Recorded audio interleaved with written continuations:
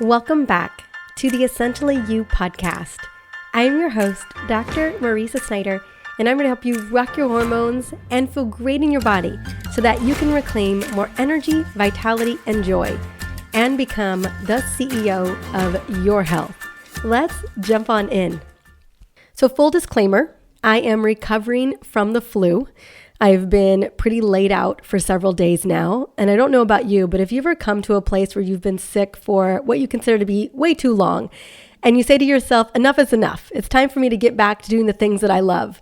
And the podcast is one of those things, and this episode is near and dear to me. I was super excited to record this episode, but I will tell you that normally I have notes and an outline for every single episode that I do, and this is the first time ever in all 461 episodes that I am literally going off the cuff.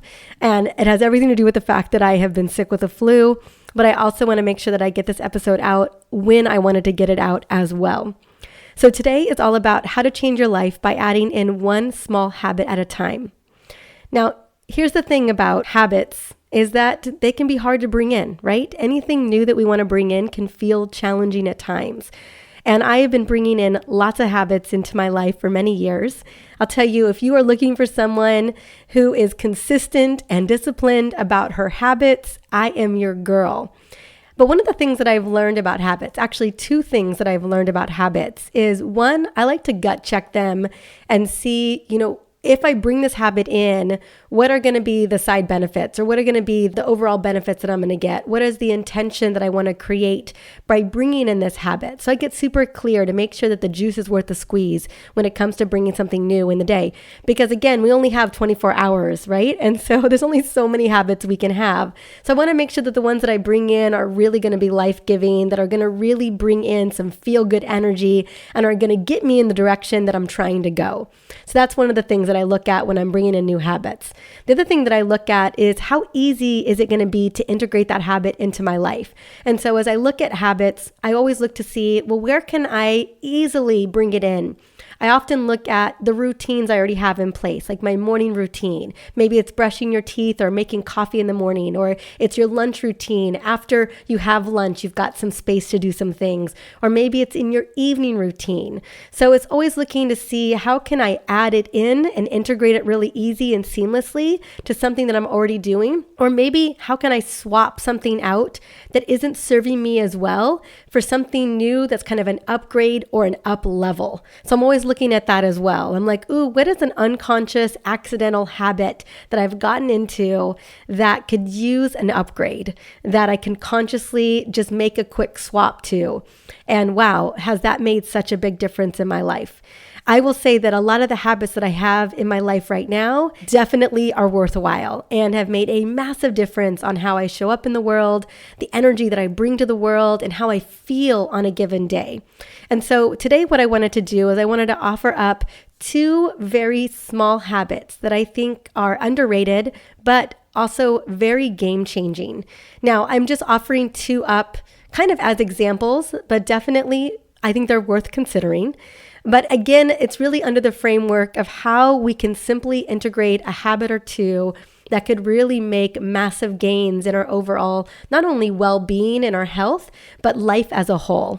So without further ado, here are two habits that I have integrated this year in particular that I feel are totally worthwhile. Now, the first one I'm bringing in that I've talked a lot about at length this year is walking. There are so many incredible side benefits to walking. We're talking about supporting metabolic flexibility, blood sugar levels, digestion, mood support, reducing stress levels, even creating mental clarity, and not to mention being out in nature, getting that essential vitamin D, and really getting fresh air. Walking is so worthwhile. And what I have learned is that you can really tack it on to so many different parts of your day. It could be a little walk after lunch. It can be a morning walk to kick off your morning rituals. It can be a before or after dinner walk. Honestly, any time is a good time. And if we can consistently add more walking into our day to get up to 10,000 steps or more, you're going to notice that it's going to have a profound impact on your overall longevity, vitality, and energy levels. And so that's one of the things that I have noticed this year is by adding in walking every single day, that I've just had a lot less stress. I've had more clarity.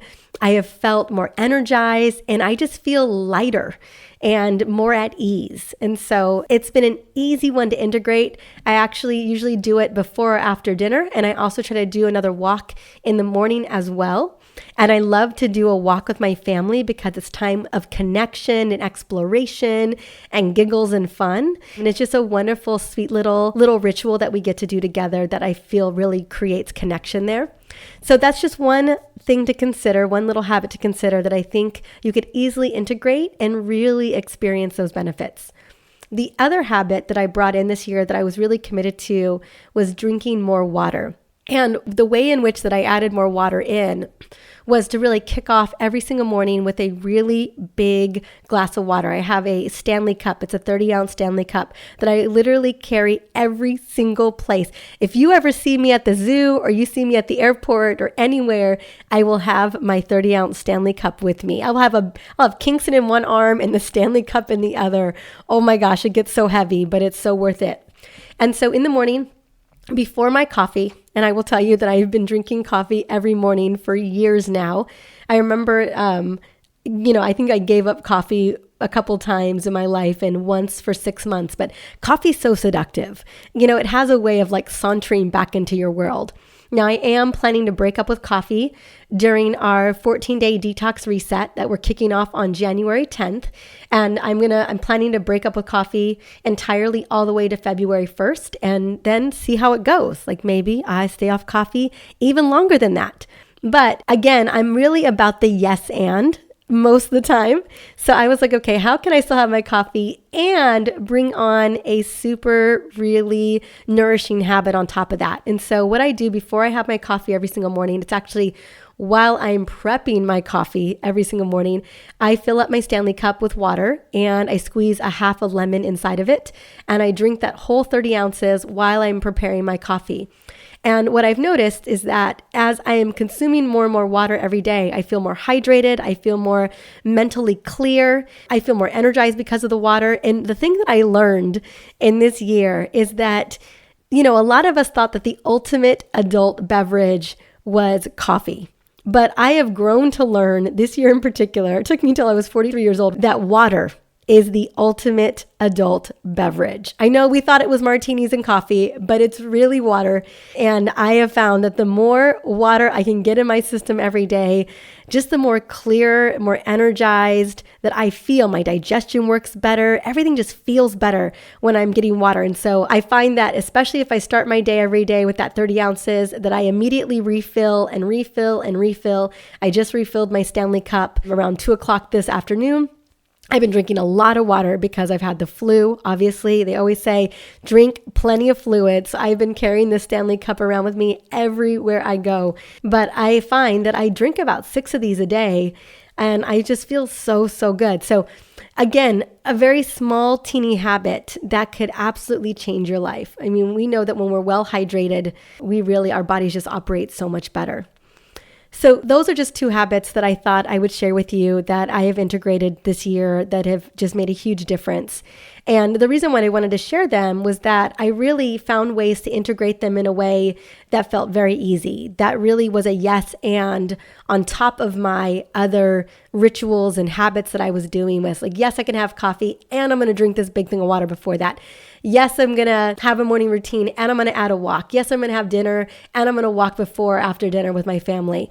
And it has just made such a big difference. So whatever habits you're looking at to creating in 2023, whatever vision that you're creating for yourself, I just want to speak into the power of that consistency, the power of that, every single day, consistently walking the walk and committing habits that feel really good.